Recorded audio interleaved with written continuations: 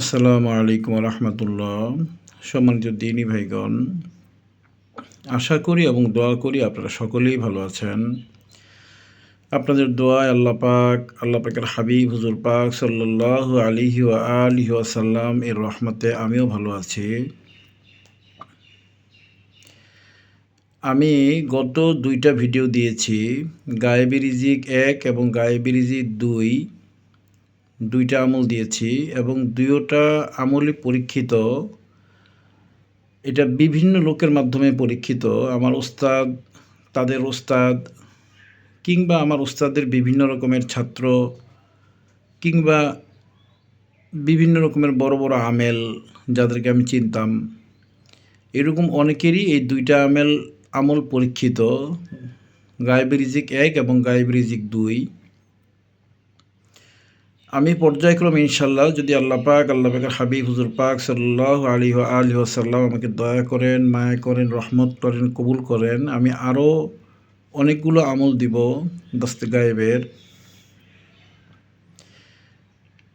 আপনারা যারা মুদাব্বিরি করে থাকেন বা রুকিয়া করে থাকেন, তারা প্রত্যেকেই এই দস্তে গায়েবের যে আমলগুলো ভালো একজন উস্তাদের কাছ থেকে এজাজত নিয়ে, আপনার কাছাকাছি কোনো উস্তাদ, আপনি যেই জেলাতে থাকেন ওই জেলাতে, অর্থাৎ যার কাছে আপনি দিনে দিনে গিয়ে আপনি আসতে পারবেন, কোনো প্রবলেম হলে ওনার কাছ থেকে গিয়ে সমাধান আনতে পারবেন, কোনো কিছু জানার বোঝার হলে আপনি তৎক্ষণাৎ তার কাছে উপস্থিত হয়ে গিয়ে সহযোগিতা নিতে পারবেন, ওই ধরনের কাছাকাছি দূরত্বে কোনো উস্তাদের এজাজতের মাধ্যমে আপনারা গায়েবী রিজিকের আমলগুলো করবেন।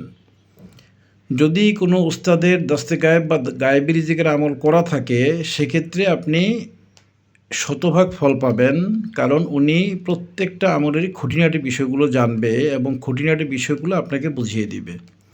আর যদি ওনার এই গায়েবী রিজিকের আমল করা না থাকে, সেক্ষেত্রে যদি ওনার বামওয়াক্কেল হাসিল করা থাকে, অর্থাৎ যেই জিন্নাতের আমলগুলো করার পরে জিনটা সরাসরি সামনে আসে, কথা বলে এবং বিভিন্ন চুক্তির মাধ্যমে সে কাজ করে থাকে, অর্থাৎ বামওয়াক্কেলি জিন হাসিল, এই যাদের আছে তাদের কাছ থেকে অন্তত এজাজত নিতে হবে, কারণ তারা এই গায়েবী রিজিকের আমল না করা থাকলেও তারা কম বেশি গায়েবী রিজিকের মুওয়াক্কেলের সাথে যোগাযোগ করার কৌশলগুলো জেনে থাকে।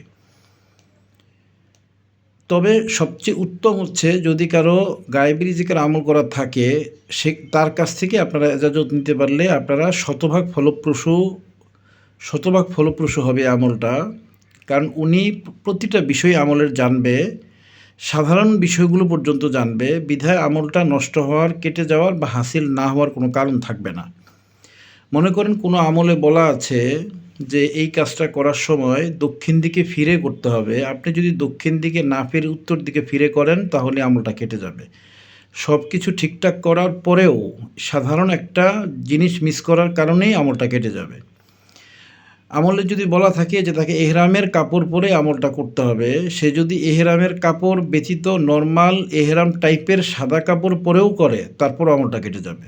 অর্থাৎ ছোটোখাটো বিষয়েও অনেক বড় বড় আমল কেটে যায়।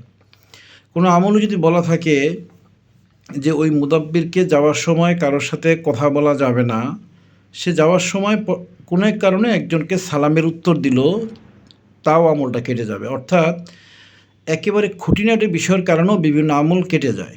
এই জন্য আপনারা চেষ্টা করবেন যে একেবারে হাসিল আছে, অর্থাৎ দস্তে গায়েবের আমলগুলো হাসিল আছে এমন কোনো ব্যক্তির কাছ থেকে ব্যাপারটা বুঝে নিতে এবং আমলটা করতে। ইনশাল্লাহ যদি আল্লাহ পাকের হাবিব হুজুর পাক সাল্লাল্লাহু আলাইহি সাল্লাম দয়া মায়া রহমত করেন, আপনার আমি যে আমলগুলো দিব তার মধ্যে একটা আমলও যদি আপনার হাসিল হয়ে যায়, ইনশাল্লাহ আপনি একটা পেরেশান মুক্ত জীবনযাপন করতে পারবেন, আপনি একটা অত্যন্ত সুন্দর জীবনযাপন করতে পারবেন এবং 100% হালাল খাদ্যের উপরে, আপনি হালাল কামাইয়ের উপরে আপনি জীবনযাপন করতে পারবেন। কারণ দস্তে গায়েব বা গায়েবী রিজিকের আমলগুলোর যে রিজিকটা এসে থাকে, মাসালাগতভাবে এটা 100% হালাল হিসেবেই আমি পেয়েছি। আপনারা যারা দস্তে গায়েবের আমল করেন, আমি তাদেরকে যে পরামর্শগুলো দিলাম, পরামর্শগুলো মেনে আপনারা আমলটা করবেন। যেহেতু কষ্ট করবেন, এমনভাবে করবেন যেন কষ্টটা থেকে আপনারা পরিপূর্ণ ফল পান। একটা কষ্ট করলেন, এই কষ্টটা থেকে কোনো রেজাল্ট আসলো না, ওরকম যেন বিষয়টা না হয়। আপনারা খুঁজে বের করবেন। যদিও জিনিসগুলো কেউ প্রকাশ করবে না, আপনি বিভিন্নভাবে কৌশলে বুঝে নিতে হবে, বা বড় বড় যারা মুদাব্বির তাদের কাছ থেকে আপনি জিজ্ঞাসা করে জেনে নেবেন। তার কোনটা হাসিল আছে সেটা জিজ্ঞাসা করার প্রয়োজন নেই। আপনি বড় বড় মুদাব্বিরদেরকে আর্জি দিবেন, তাদের ছাত্র হয়ে আর্জি দিবেন যে হুজুর আমাকে একটা দস্তে গায়েবের একটা আমল দিন, যেটা দ্বারা আমি অবশ্যই একটা গায়েবের রিজিক পাবো। তখন যদি কোনো মুদাব্বির এই আমল করা থাকে, সে তার হাসিল আছে এটা বলবে না, সে আপনাকে আমলটা দিবে, বুঝিয়ে দিবে। হাসিল আছে কি নেই এগুলো নিয়ে কথা বলবে না, আপনি বুঝে নেবেন দস্তে গায়েবের আমল আছে কি না বা গায়েবের রিজিক পায় কি না। বোঝার লক্ষণ হচ্ছে এই লোক একেবারে নির্লোভ হবে। সে মানুষের টাকাকে আর কাগজকে এক জিনিস মনে করবে, অর্থাৎ কোনোভাবেই সে মানুষের টাকার দিকে মুখাপেক্ষী হবে না। যদি সে মুদাব্বির শিখিয়ে থাকে, সে ছাত্রদের টাকার দিকে মুখাপেক্ষী হবে না। যদি রুগী দেখে থাকে, রুগীর টাকার দিকেও সে মুখাপেক্ষী হবে না। সে আয় রোজগারের ক্ষেত্রে আপনারা খেয়াল করবেন, সে অন্যভাবে আয় রোজগারের দিকে মনোযোগী না হয়ে সে একটা অন্য আমালিয়াতের খেলে থাকবে। অর্থাৎ তার আচরণ, তার চলাফেরা, তার আয় রোজগার এগুলির মাধ্যমে আপনি বুঝে নিতে হবে যে সে দস্তে গায়েবের আমল করা কিনা। নর্মালি যারা দস্তে গায়েবের আমল করা থাকে, নর্মাল একটা ফর্মুলা আমি বলে দিই, তারা কখনো কোনো মানুষের টাকা হাত দেয় না, কিংবা রুগীর টাকাতেও হাত দেয় না। যেই টাকাটা খরচ হয় সেই টাকাটা নেয়, এর বাইরে কোনো টাকা হাত দেয় না। হারাম টাকা কামাই হয় কি না হয় এই জিনিসটা বিবেচনায় যারা ছাত্রদেরকে শেখায়, তারা ছাত্রদেরকে টাকা নেয় না, বরং দেওয়ার চেষ্টা করে। তারা প্রচুর দান খয়রাত করে, মসজিদ, মাদ্রাসা, বিশেষ করে ইয়াতিমখানা, লঙ্গরখানা এগুলোর মাঝে প্রচুর দান খয়রাত করে। তাদের দ্বারা মানুষ ব্যাপক উপকৃত হয়। এগুলো কয়েকটা চিহ্ন আছে, আপনারা মিলিয়ে নেবেন। যাই হোক, যারা এই গায়েবী রিজিকের আমল করবেন, আজকে আমি যে শীটটা লিখেছি আপনারা দেখতে পাচ্ছেন, এই শীটের মধ্যে আমি লিখেছি আপনি কি দস্তে গায়েব বা গায়েবী সাহায্য বা গায়েবী রিজিকের আমল করেছেন। এরপরে আমি এখানে 4টা উত্তর দিয়েছি। উত্তর 1, উত্তর 2, উত্তর 3, উত্তর 4। উত্তর 1 হচ্ছে মান্তেক শাস্ত্র প্রয়োগে উত্তর দেওয়া। উত্তর 2 হচ্ছে প্রশ্নকর্তাকে পাল্টা প্রশ্ন করে উত্তর দেওয়া। উত্তর 3 হচ্ছে যারা অবিশ্বাসী, অর্থাৎ দস্তে গায়েব বা গায়েবী রিজিকের আমলটা বিশ্বাস করে না, তাদেরকে উত্তর দেওয়া, অবিশ্বাসী ব্যক্তিদের ক্ষেত্রে উত্তর। এবং উত্তর 4, এটা হচ্ছে নীরবতা অবলম্বন। আপনাকে যদি কেউ কোশ্চেন করে যে আপনি গায়েবী রিজিকের আমল করেছেন কি, কিংবা কত করে টাকা পাচ্ছেন, কোথায় দান খয়রাত করেন, টাকাগুলো কিভাবে খরচ করতে হয়, এক কথা হচ্ছে আপনার আমলটা কেটে যাওয়ার ভয় থাকে, এইরকমভাবে যদি কেউ আপনাকে কোশ্চেন করে, সেক্ষেত্রে আপনি এই যে আমি 4 রকমের উত্তর দিয়েছি, এই 4 রকমের উত্তরটা আপনি মুখস্থ করে রাখবেন। আপনি যেই গায়েবী রিজিকেরই আমল করেন না কেন, আপনি যেটাই করেন, আমি যেহেতু 10, 12, 15টার মতো দিব আমল, আপনি যেটাই করেন না কেন আপনাকে এই 4টা উত্তর মুখস্থ করে রাখা লাগবে। যখন আপনাকে কেউ প্রশ্ন করবে আপনার এই গায়েবী রিজিকের আমলের ব্যাপারে, আপনি এই 4 ধরনের উত্তরের উপর ডিপেন্ড করে তাকে আপনি উত্তরটা দিয়ে দিবেন, আপনার আমলটা কাটবে না। কিন্তু আপনি যদি বলে ফেলেন যে হ্যাঁ আমার এত নম্বর আমলটা করা আছে, বা আমি এত টাকা পাই, বা আমি এখানে দান করি, বা আমি এত টাকা দান করি, বা ইত্যাদি ইত্যাদি যদি বলেন, আমি যে আমলগুলোই দিব প্রত্যেকটা আমলই কেটে যাবে। প্রত্যেকটা আমল না, অর্থাৎ দস্তে গায়েবের আমলের একটা নিয়মই হচ্ছে, উসুল হচ্ছে এটাই যে টাকাটা আসছে, এটা যদি কেউ তার মুখ দিয়ে কাউকে বলে বা প্রকাশ করে বা বুঝায় বা আকার ইঙ্গিতেও বুঝায়, তারপরেও আমলটা কেটে যায়। এটা হচ্ছে দস্তে গায়েবের আমল, একটা উসুল। এই উসুলের উপর ভিত্তি করে কাউকে কোনোভাবেই বুঝতে দেওয়া যাবে না। আপনার ঘরের যেই আহলিয়া বা আহাল আছে তাদেরকেও বুঝতে দেওয়া যাবে না। সন্তান সন্ততি, ভাই বোন, প্রতিবেশী, বন্ধুবান্ধব কেউই ব্যাপারটা বুঝবে না। আপনি কোনো না কোনো একটা প্রফেশনের মধ্যে থাকবেন, সেটা একেবারে যে কোনো প্রফেশনই হোক না কেন, যাতে করে মানুষ বুঝে যে না, সে কোনো একটা কাজ কাম করে খায়।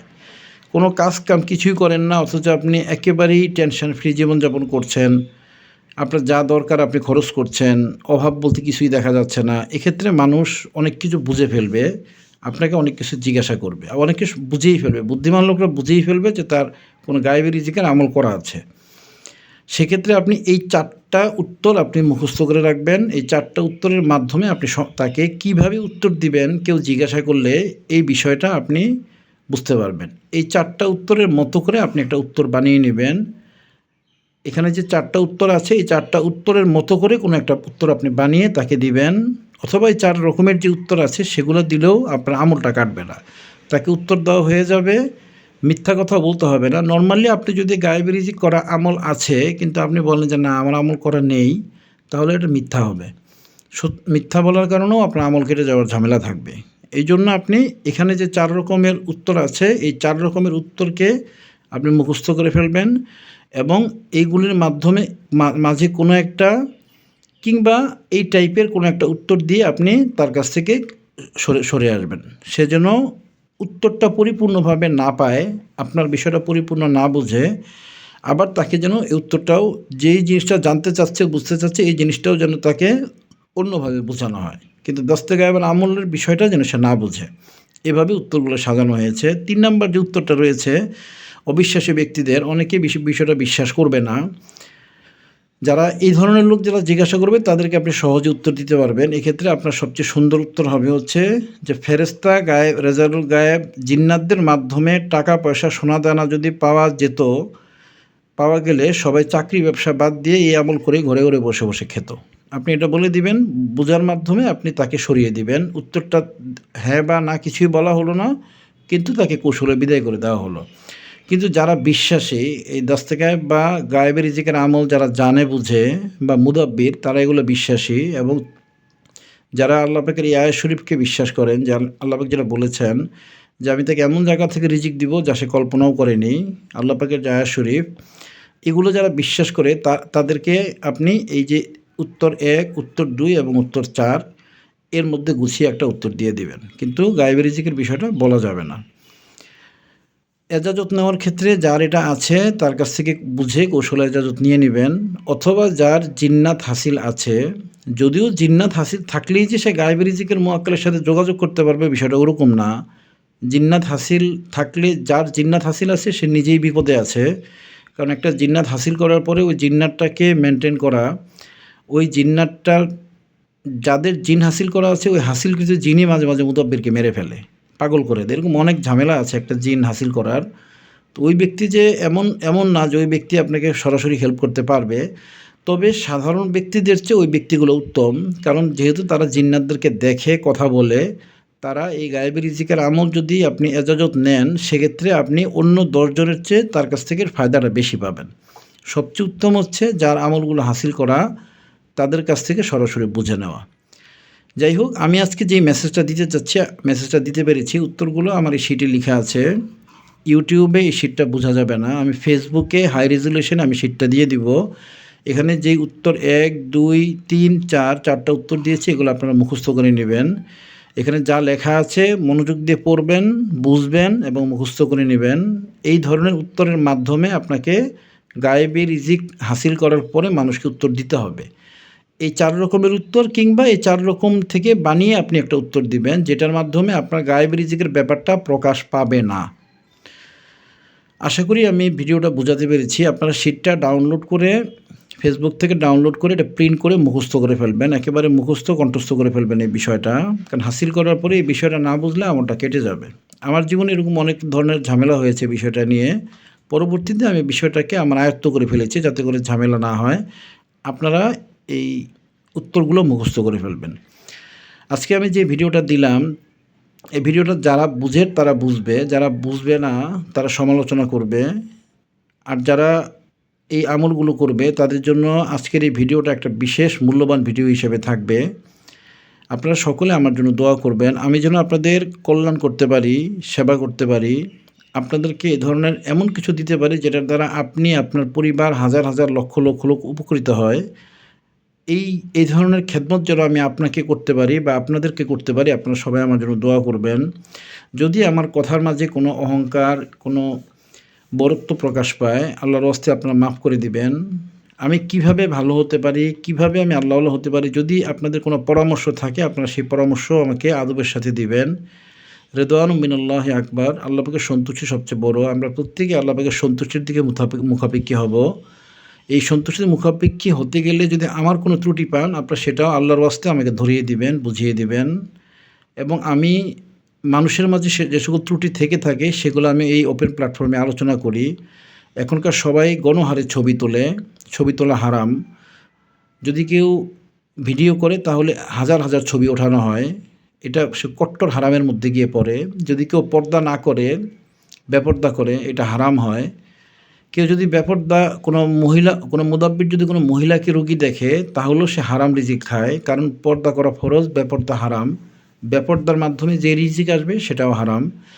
আমি আপনাদের ভুলগুলো যেমন ধরিয়ে দেই, আপনারা যদি আমার কোনো ভুল পান, আপনারা আল্লাহর ওয়াস্তে, আল্লাহ পাকের হাবিবের ওয়াস্তে আপনারা আমাকে ধরিয়ে দিবেন, আদবের সাথে আমি শুধরিয়ে যাব। আপনারা সকলেই আমার জন্য দোয়া করবেন, আমি আপনাদের সকলের জন্য দোয়া করি। আল্লাহ পাকের হাবিব হুজুর পাক সাল্লাল্লাহু আলাইহি ওয়াসাল্লাম সকলকে যেন কবুল করেন, রহমত করেন, মায়া করেন, দয়া করেন। আমি আপনাদের জন্য দোয়া করি, আপনারা আমার জন্য একই দোয়া করবেন। আসসালামু আলাইকুম ওয়া রাহমাতুল্লাহি ওয়া বারাকাতুহু।